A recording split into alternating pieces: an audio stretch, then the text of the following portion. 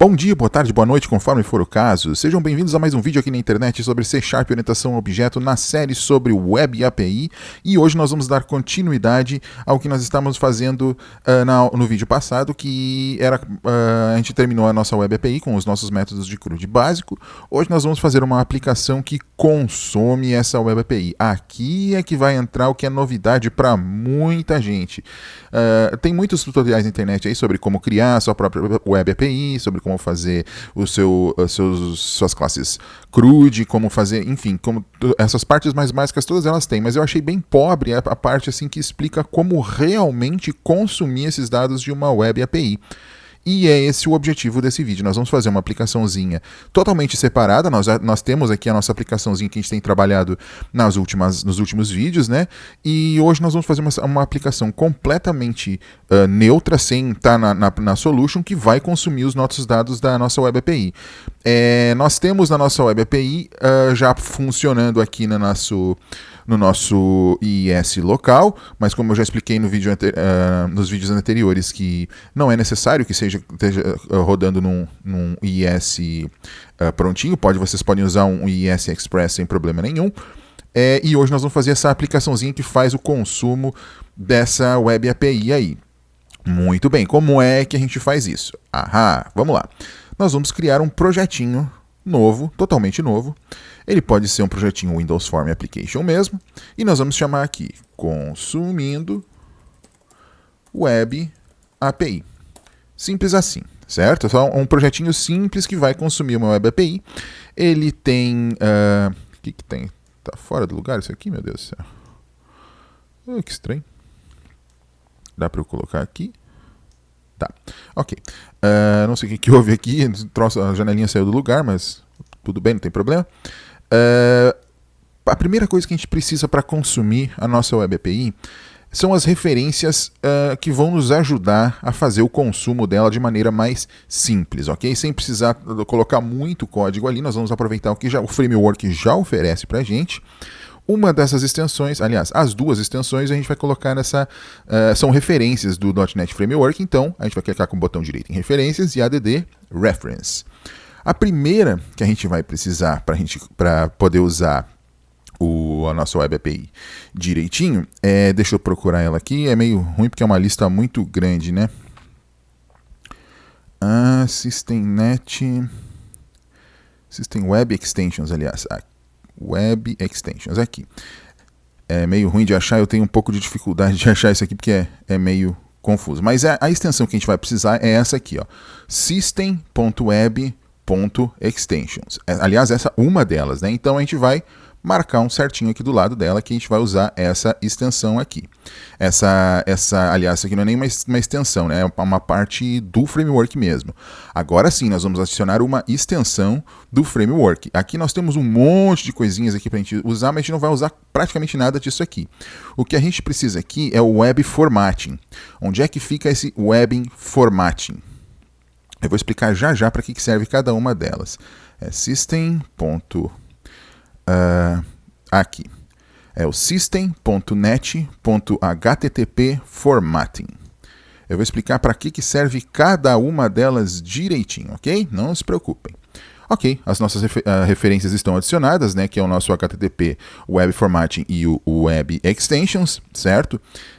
Então nós vamos fazer um formzinho básico aqui de CRUD. Nós vamos criar umas labels. Essa parte aqui é meio chata, mas vocês devem saber muito bem como é que fazer isso. Eu vou colocar aqui 4 labels. Label. Eu não vou ajeitar lá muito bonitinho, não vai ficar lá essas Coca-Colas, mas já vai dar para a gente saber o que está acontecendo. Eu vou colocar aqui os nossos dados de cliente, né, nas propriedades da nossa label. Aqui é código, né? Meu Deus do céu. Código. A próxima é o nome do nosso cliente. O nome. A próxima é a data de cadastro. Vamos colocar bonitinho. Meu Deus do céu. Data de cadastro, bem bonitinho. O próximo é o tipo.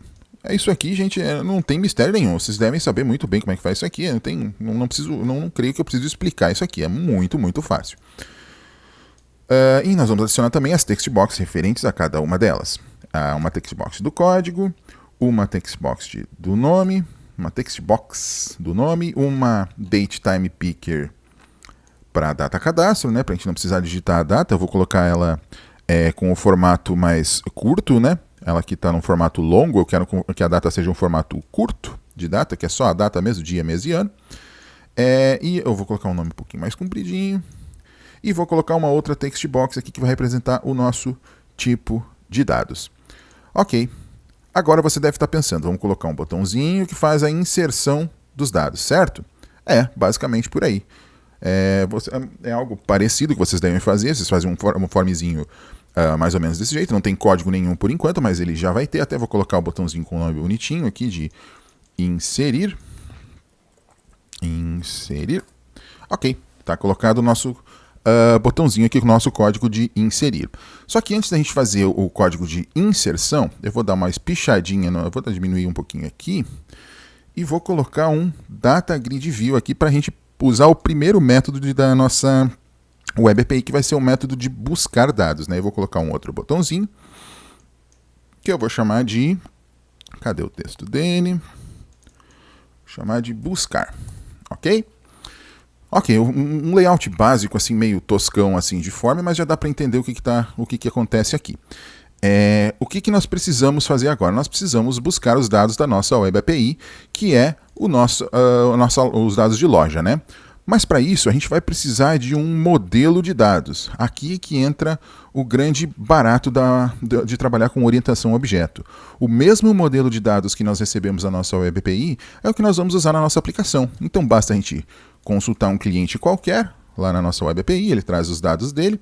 Eu vou copiar os dados todinhos do nosso cliente, vou na nossa aplicação consumindo Web API, vou entrar na parte do código, né? E aqui eu tenho o meu formzinho básico da minha Web API, eu vou diminuir aqui para fechar a classe do form em si, e vou criar a nossa classe que vai representar cada um dos clientes. Como é que eu vou fazer isso? Eu vou digitar lá, public, classe, não sei o que. Não vou precisar fazer nada disso.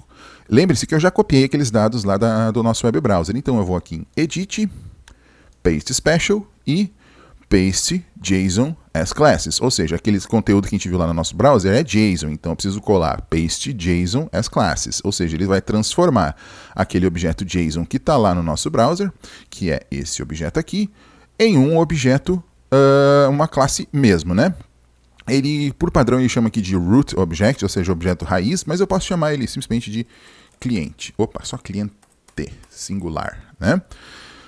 Nós temos então as propriedades básicas, que é o código, o nome, o tipo, data cadastro e outras propriedades. Essas outras propriedades aqui são propriedades que a Web API disponibiliza, mas eu não vou precisar usar elas, então eu simplesmente tiro elas fora. Tirei as propriedades fora. E agora, o que eu vou fazer aqui? Como é que eu vou consultar de verdade? Nós vamos então no nosso form e vamos clicar na ação do nosso botãozinho. E aqui que nós vamos escrever o código para realmente consultar. Agora é a parte que vocês vão querer prestar atenção, hein? Larga esse sanduíche aí, cara. Olha para o código. Vamos lá. Nós vamos usar um objeto chamado HTTP Client. Ele basicamente, ele faz o que um browser faz de consultar dados, de enviar dados. Ele faz um cliente de HTTP, ou seja, ele faz esse meio de campo de HTTP para a gente. Ele é um objeto que implementa a interface iDisposable, portanto, ele deve ser usado dentro de um bloco using. Eu vou dizer, usando um novo HTTP Client, que eu vou chamar de cliente mesmo, como um novo HTTP Client. Aí o Visual Studio vai me dizer, opa, deixa eu botar os brackets aqui. Aí o Visual Studio vai me dizer, opa, mas eu não sei o que é isso aí, cara. O que tu tá fazendo aqui? Basta a gente botar o mousezinho em cima, tá faltando aqui a referência de using lá em cima, né? Bota o mousezinho em cima, vai ter uma lâmpadazinha ali dizendo, olha, using net HTTP. Aí ele vai colocar a referência do using aqui em cima, essas aqui a gente nem tá precisando por enquanto. Tá até para tirar de boa. Então ele já colocou a referência do using, eu já posso usar o nosso client aqui direitinho. Lembrem-se que o endereço do o endereço básico da nossa Web API é esse aqui, localhost, loja, API e clientes. Então nós vamos copiar esse endereço daqui, Ctrl C, nós vamos de volta na nossa aplicação e vamos dizer, o client, o endereço básico da nossa Web API é uma URI, ou no caso uma URL, né? Que é assim, ó. HTTP, clientes, blá, blá, blá, blá, blá, blá. Aqui, gente, é que vai entrar o pulo do gato. Esse endereço aqui, ó, pode ser qualquer endereço em que a sua web API esteja colocada, ou seja, onde é que quer que ela esteja na internet, vocês podem colocar lá www.corporação.com.br/lojas, enfim, o endereço da sua web API. Aqui é um endereço local, mas poderia nada impede de ser um www.minhaempresa.com.br/ não sei o que lá. Poderia ser muito bem assim, né? Mas não é o nosso caso aqui, nós vamos usar o nosso é localhost mesmo. Então, aqui é só colocar o endereço de onde a sua web API está. Ok, nós temos então a nossa cliente básico aqui de uma web API, e já explicamos para ela o endereço básico aqui para buscar os dados, para trabalhar com os nossos dados, né? Agora nós vamos precisar fazer uma leitura de dados. Como é que a gente vai fazer essa leitura de dados? O client, gente, ele tem vários métodos aqui dentro dele. Client.getAsync. Esse é o principal método para a gente buscar dados, ou seja, ele é um método que faz o get, que ele faz exatamente o que a gente faz aqui no nosso browser aqui, ó. Que a gente simplesmente dá... Isso aqui, que nem eu já tinha falado no vídeo anterior, é um get. Ele está buscando dados. Então, ou /2, ou /20, ou qualquer coisa, né?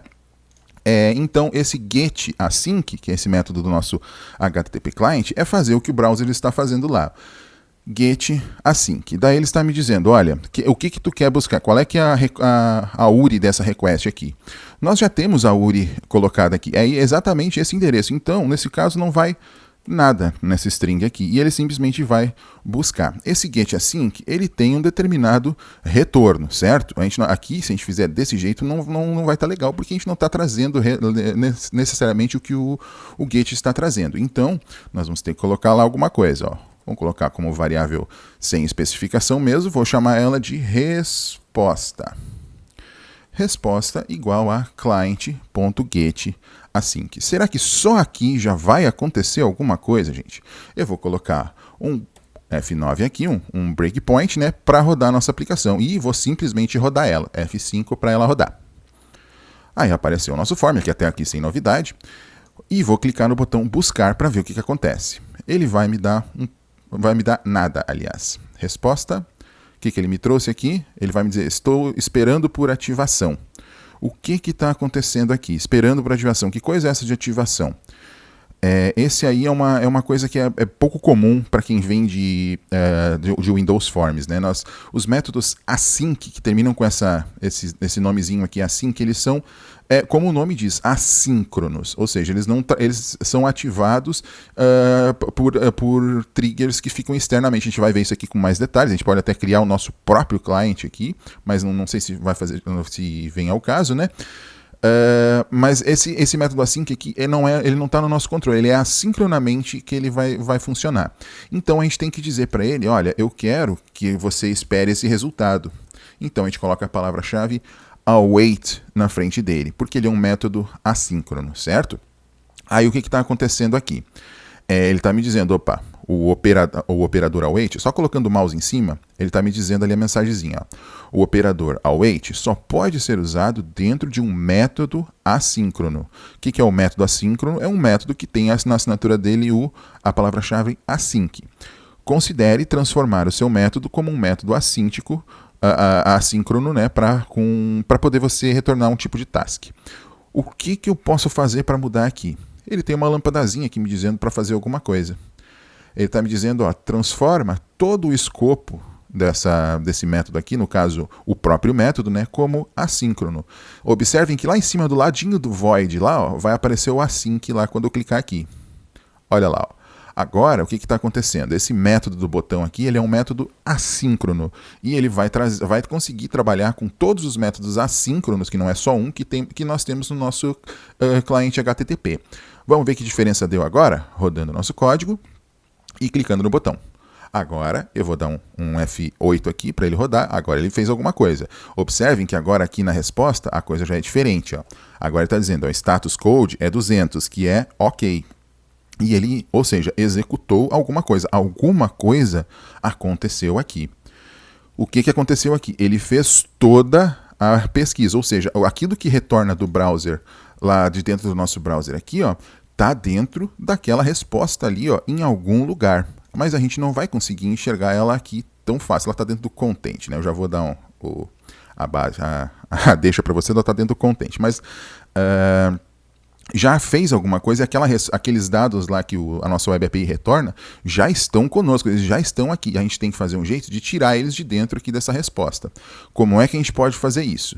É também bem simples. A gente vai fazer, como aqueles dados que retorna lá são dados string, ou seja, são dados em formato string mesmo, ainda que JSON, mas em formato string, nós vamos chamar eles lá de string dados, né, igual a resposta.content.get, aliás, .read string as aqui, ó, read as string async, certo? Esse método.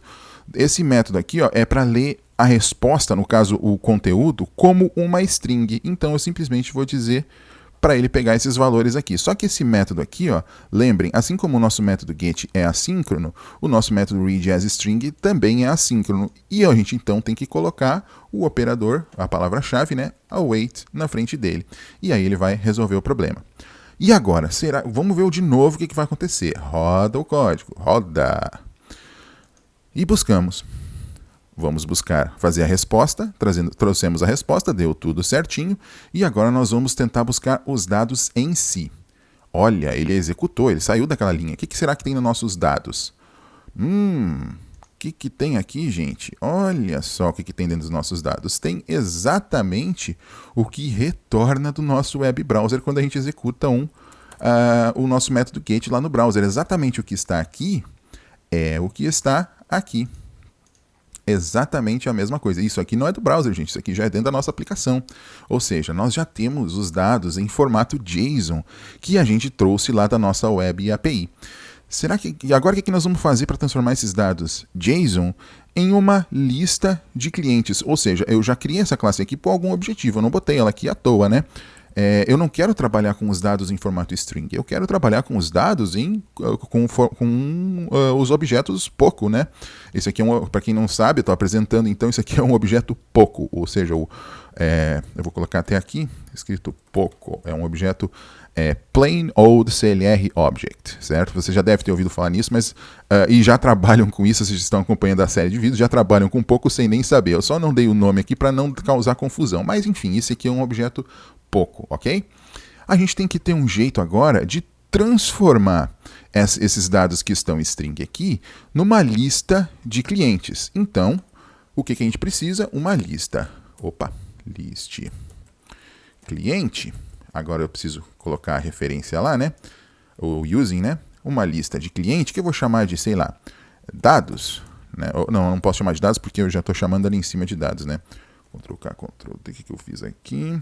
Sim, eu vou colocar aqui clientes. Igual a... Agora, gente, a gente vai usar uma daquelas referências que a gente colocou lá no começo, né? No caso, é a nossa Web Extensions aqui, ó, é a que tem esse método que a gente vai chamar aqui agora. Ela vai ser um novo JavaScript Serializer. Um serializador JavaScript. Ele já está dizendo sublinhado aqui, olha, não sei o que é isso aqui, ó. Simples, clica na luzinha ali, ó, e diz, olha, você vai usar o System Web Script Serialization. Essa serialização aqui, ó, pertence a essas extensões do web aqui, ó. Então, um novo JavaScript serializador, deserialize. E aqui eu tenho que especificar o tipo que eu quero deserializar. Isso aqui não é parênteses, isso aqui é a boquinha de jacaré. Ó. O tipo, que tipo de dados que vai se transformar depois que eu serializar? Ele vai se transformar numa lista de cliente, exatamente como é o retorno da própria função, certo? Esse deserialize, ele não faz... Ele precisa de receber um parâmetro, ele não faz as coisas sozinho, né? Então, o que eu preciso passar para ele? Eu preciso passar uma string para ele com os dados em si, que é esses nossos dados que a gente trouxe lá da nossa Web API. E aqui, gente, por incrível que pareça, Só aqui eu já vou ter a lista de clientes certinha. 4 linhas de código, eu trouxe dados da internet e transformei ele numa lista de objetos. Vamos rodar para ver como é que fica? Bora lá, rodando. Vamos clicar no nosso botão buscar, e aí eu vou buscar o getAsync, busquei os dados, que é os nossos dados em formato JSON, né? Para quem não sabe, só para entender o porquê que eu estou usando o JavaScript Serializer aqui, porque JSON é justamente isso, ele é um objeto, uma anotação de objeto JavaScript, ou seja, um JavaScript Object Notation, ou seja, para deserializar um JavaScript, um objeto JavaScript, eu vou já usar um deserializador ou serializador JavaScript. E se eu simplesmente executar essa linha que já tem os nossos dados aqui, ele vai transformar aquele retorno em JSON numa lista de clientes. E aqui está a lista de clientes, inclusive com formatação de dados, sem se preocupar com nada, absolutamente nada, ok? E essa lista de clientes aqui, o que dá para fazer com ela? Dá para fazer qualquer coisa, inclusive passar ela para o nosso Data Grid View que a gente colocou ali na nossa Data Grid View 1, o nosso Data Grid View que a gente colocou no nosso form. Data source igual a clientes. Opa, clientes. E é só isso, ou seja, no momento que eu clicar naquele botão, ele vai lá na nossa Web API, o programinha vai lá na nossa Web API, vai buscar uma resposta, vai transformar essa resposta numa string, vai converter essa string, essa string de JSON numa lista de objetos e vai colocar essa lista de objetos no nosso Data Grid View. Será? Vamos ver. Olha lá o que aconteceu. Ele trouxe todos os dados que estão lá na nossa Web API. Tem alguns dadozinhos de teste aqui que eu vou colocando, que eu faço testes antes de passar para vocês, para garantir que vai estar tudo certinho. Mas o importante é que ele já trouxe os dados aqui para a gente, todos eles. Os dados que retornam lá na nossa Web API, que são os mesmos que estão aqui nessa tela, já estão lá no nosso grid. E aí, não é bacana? É muito bacana e muito mais fácil do que parece. E notem, gente, que nesse projeto eu não tenho nenhuma referência ao SQL Server, eu não tenho nenhuma referência à nossa DLL de classes que está lá na outra solution, eu não tenho nada disso, é tudo trabalhado pela Web API. A Web API em si é que vai ser a nossa fonte de dados, eu só preciso de um jeito de transformar esses dados aqui. O que eu posso fazer aqui para melhorar? Eu posso usar esses mesmos dados aqui na nossa classe recém-criada aqui dentro para a gente poder facilitar. Mas a gente vai fazer isso mais adiante, né? Nós vamos usar esse projetinho aqui como teste, né? Eu vou salvar ele bonitinho, mas eu vou usar ele aqui como teste por enquanto. Buscando os dados, já está buscando. E agora, será que eu posso também inserir dados? Claro que sim. Lembrem-se que na nossa Web API eu coloquei um métodozinho chamado post, e esse métodozinho post insere seja o que for que chegar dentro como parâmetro para a nossa Web API. Será que eu posso simplesmente agora consumir esse método, ou seja, executar esse método? Claro que sim, gente, é para isso que nós estamos fazendo. É por isso que nós criamos esse formzinho aqui que vai fazer essa inserção. Eu vou fazer ele bem simples por enquanto, vocês sabem que tem mais coisas para o tratamento de dados aqui para a gente colocar, mas eu vou fazer ele bem simplificado, ok? Inserindo, dois cliques no botão ali de inserção, e o princípio é o mesmo do método get. Eu vou usar um HTTP client, que eu vou chamar de client, como sendo um novo HTTP client. Esse HTTP client vai ter o mesmo endereço de base que a gente está usando aqui. Certo? Então ele é o mesmo endereço, ou seja, só vai mudar o método, que nós já vamos ver já isso aí. O que eu vou inserir lá no nosso cliente, para a nossa Web API? Eu vou inserir um novo cliente, né? Então esse novo cliente que eu vou inserir é essa mesma classe que está aqui. Então eu vou colocar lá, cliente, que eu vou chamar de CLI, só CLI pode ser, igual a um novo cliente, beleza? Vocês devem ter notado que quando eu coloquei o abre aspas aqui, não apareceu nada aqui, porque eu estou usando simplesmente essa classe e não mais aquela nossa classe lá da nossa biblioteca de classes lá, que é a nossa classe backwork e tudo mais que a gente tem no nosso projeto. É só esse objetinho pouco aqui que a gente está usando, nada mais, ok? Então eu vou passar os dados para ele. Esse cli.código é igual ao que tiver no textbox1.text, ou seja, o texto lá do textbox. Isso aqui a gente teria que fazer uma conversão para ver se esse valor aqui está tá como inteiro como a gente precisa, então vamos colocar lá, converta para int32 o que estiver no textbox código. Nós temos também que fazer verificação, se é número, se é válido como número, enfim, aquela verificação básica que a gente já faz nos nossos forms lá, também tem que ser feita aqui para a gente verificar os valores se estão corretinhos. Mas isso é uma coisa para outra aula aí que não vai influir, ok? cli.nome é igual ao que estiver no textbox 2.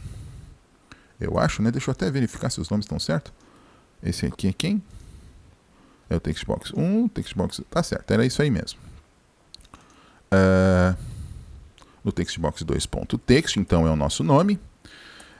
O cli.datacadastro é o que estiver de valor no datetimepicker1.valor, ou seja, o valor da data de cadastro. E o cli.tipo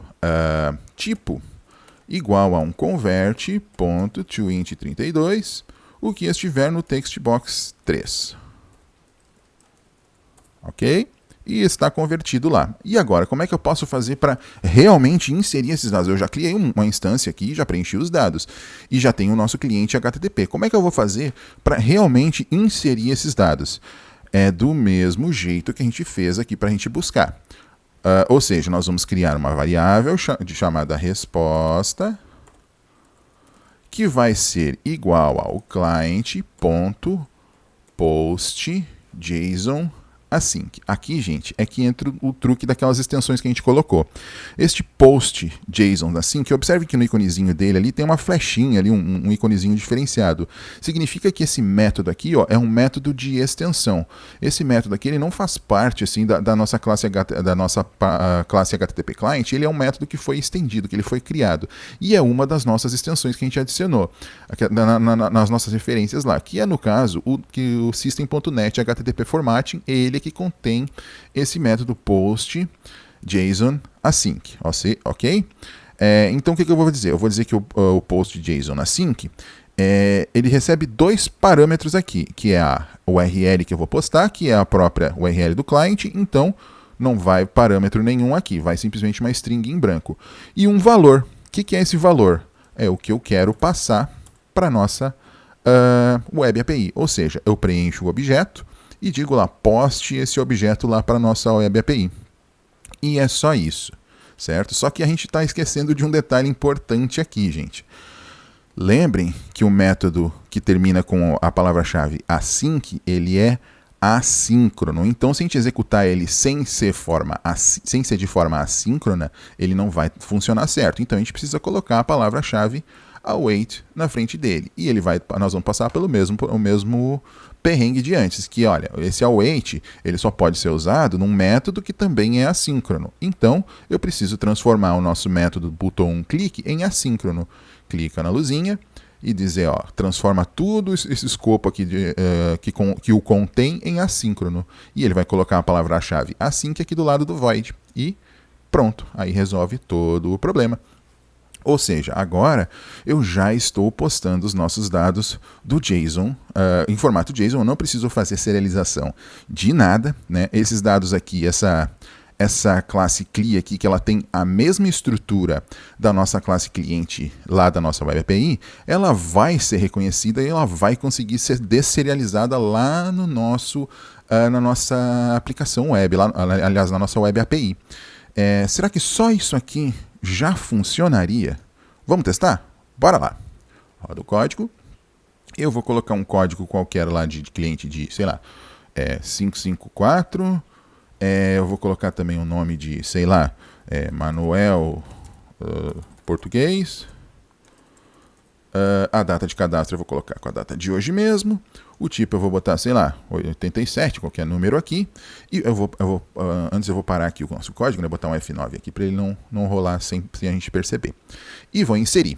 Aí ele vai cair lá dentro do nosso código, isso aqui é uma coisa normal, e eu vou rodando linha a linha, estabelecendo a base de endereço do nosso cliente, criando a nossa instância de objetinho pouco, passando os valores para ele, e agora eu vou realmente postar esses dados lá para a nossa Web API.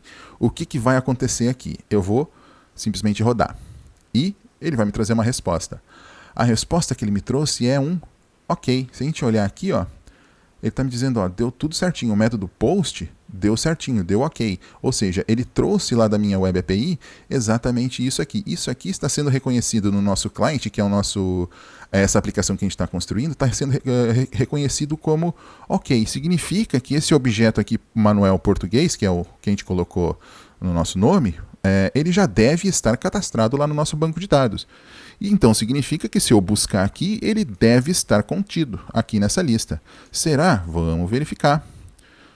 Olha lá o nosso Manuel Português. A gente simplesmente enviou ele lá para a nossa Web API e inseriu ele lá. E agora a gente pode até buscar na nossa Web API. Ou seja, quem for que consumir essa Web API, agora também vai ter acesso a esse Manuel Português que a gente colocou. Ok? E se eu tentar inserir com os mesmos dados agora, que é o 554 que eu coloquei, né? 554, um nome qualquer aqui, João, uma data qualquer e um valor qualquer aqui. E vou tentar inserir. Eu vou rodar o mesmo código, vou criar a nossa classe Poco aqui, nossa instância da nossa classe Poco, e vou tentar postar. Ele vai me trazer uma resposta. O que ele me trouxe de resposta? Opa, não deu ok aqui. Ele está me dando a resposta, um internal server error. Ou seja, deu algum erro aqui nesse nosso método post, hein? O que aconteceu aqui? Nesse nosso content aqui, a gente não vai, aqui dentro da janela de verificação, a gente não vai ver. A gente precisa buscar essa resposta da mesma maneira que a gente buscou a resposta aqui. Então, eu vou trazer essa resposta de dados em formato string mesmo. String retorno, no caso, sei lá, igual a await, que é aliás, vou colocar depois, né? A resposta ponto content ponto read string assíncrono. Do mesmo modo que a gente fez aqui em cima. Da mesma maneira a gente fez aqui em cima. E aqui a mesma coisa que ele está dizendo. Esse método async tem que ser colocado como await, ou seja, ele tem que trazer como assíncrono, ok? Então eu vou dizer o seguinte. Caso a resposta... caso a resposta seja sucesso, ou seja, se o status da resposta for ok, se deu tudo certinho, ele vai me dar uma mensagem lá, messagebox.show, e eu vou dizer lá, cliente inserido, e caso não esteja ok, ou seja, um resultado com um erro, como que foi o que aconteceu, eu vou colocar o messagebox.show, o que tiver no nosso retorno, ou seja, retorno aqui. Ele vai me trazer o erro que tenha acontecido, seja o que for que aconteceu. Nós vamos ver isso aqui, mais um detalhezinho importante disso aqui, ok? Eu vou rodar de novo o nosso código, vou colocar um código que já existe, o 554, com um nome qualquer, blá blá blá, com uma data qualquer e com um código qualquer, um tipo qualquer, e vou tentar inserir. O mesmo código vai rodar, vou criar o nosso HTTP client, o endereço de base dele, a nossa classe Poco passando os valores para ela, pegando a resposta, pegando o retorno da resposta. A resposta vocês já vão ver aqui que já é um server erro, porque nós já vamos ver por quê. Ou seja, deu erro lá no nosso servidor. E aqui nós pegamos o retorno. Ó. O que deu de retorno? Ocorreu um erro. Violação de chave primária. Ok? A gente não pode inserir um valor duplicado. Isso aqui vocês já sabem que é por causa lá no banco de dados eu tentei inserir um código com um valor que já existe e não tem como fazer isso. Então, esse sucesso aqui ó, já é falso, ou seja, não deu certo. E eu vou fazer uma mensagem que exibe esse retorno. Olha, deu um erro lá, você não pode fazer. Essa mensagem está bem feia, a gente vai aprender mais adiante como tratar isso aqui para ficar bem diferente. E por que aconteceu esse erro? Porque a gente está violando uma chave primária, a gente não pode inserir um cliente duas vezes com o código duas vezes, mas se eu colocar lá 559, sei lá, e tentar inserir, aí ele vai me trazer uma resposta diferente. Cliente colocando a nossa classe Poco, os valores dela, os valores para dentro da instância, postando os dados, a resposta já me trouxe ok. Então, vou pegar o retorno não tem nada. Por quê? Porque ele não deu erro nenhum. Então, deu sucesso, deu status ok? O status de retorno está ok? Sim. Então, ele vai me dizer lá, ó, cliente inserido e cai fora. Certo? É muito diferente o paradigma aqui, né? Geralmente, o que a gente faria aqui? A gente faria uma chamada de banco de dados, abre connection string, abre comando, passa os parâmetros. Só que tudo isso, gente, isso aí tudinho já está pronto lá na nossa Web API dentro da nossa classe aqui de backwork. Tudo isso que a gente que faria à mão já está tudo pronto. E na nossa Web API também já está recebendo os valores tudo direitinho como a gente quer.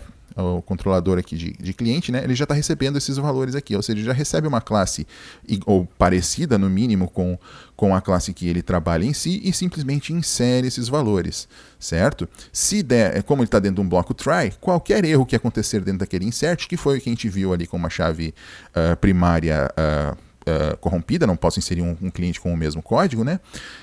Que se acontecer qualquer erro, esse erro vai ser tratado lá no cliente. E eu posso, inclusive, usar um bloco try-catch aqui, ó, no post. Ou seja, se eu colocar um try-catch aqui, ó, e colocar a resposta lá dentro do bloco try. Aliás, eu tenho que colocar tudo, né? Vou colocar tudo para lá. Coloquei tudo, beleza?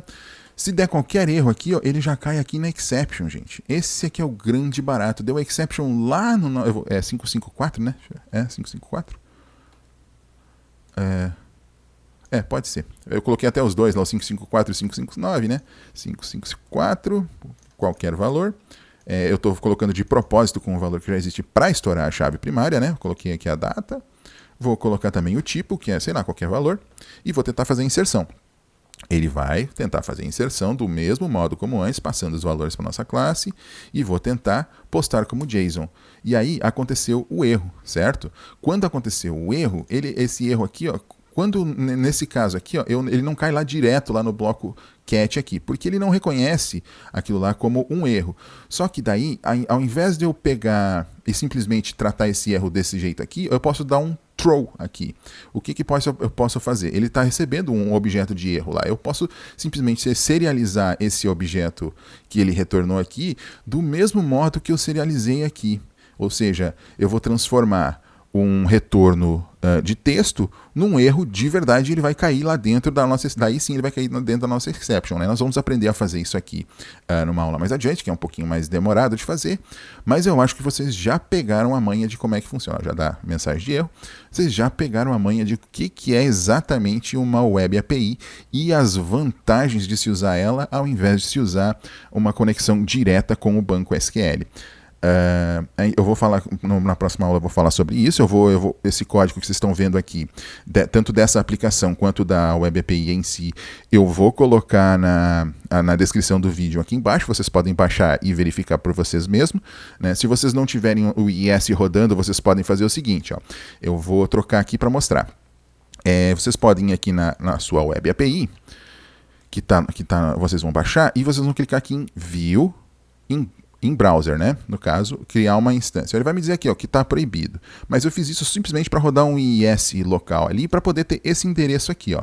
E do mesmo jeito que eu estou consumindo localhost lá, como eu já falei, eu posso simplesmente colocar esse endereço aqui. Em vez de localhost, o nome de uma porta qualquer. Colocando aqui. Muito bem, o endereço está certinho. Será que vai funcionar do mesmo jeito? Com certeza. Roda a aplicação e busca os dados. Ele já vai me trazer... Opa, o que deu aqui? Será que está errado o nosso endereço? Está dando um primitivo inválido aqui. Deixa eu ver aqui se ele está trazendo certo. Barra loja. Barra API. Barra clientes. Ele não está trazendo certo. Não está fazendo certo? Ué, o que eu fiz errado aqui? Localhost, loja, API, clientes. Eu vou dar uma olhadinha aqui, mas quando vocês rodarem vai estar tudo certinho esse código aqui para vocês, ok? Deixa eu pensar. Por que não está trazendo aqui loja, API, clientes? Ué, caramba. Por que não... é porque eu fechei. Eu não posso fazer isso. Eu tenho que fazer assim, ó. API, View, em Chrome, Agora ela está rodando. E agora deve rodar certinho. Não, está acontecendo alguma coisa de errado. Bom, enfim, eu vou dar uma olhadinha no que está acontecendo, mas vocês podem baixar esse código aqui e publicar na máquina local de vocês, que deve dar certinho aqui. Eu não sei o que está acontecendo, mas deve dar certinho na máquina de vocês, fazendo dessa maneira que eu estou mostrando aqui, ok? Vocês simplesmente rodarem lá e tentar modificar o código desse mesmo. Eu vou tirar aqui. Isso aqui não vai constar. Só para ver se está ok. Busca. Ok, tá certinho. Deve ter acontecido alguma coisa com o Chrome em si, mas eu vou verificar isso aqui para vocês, ok?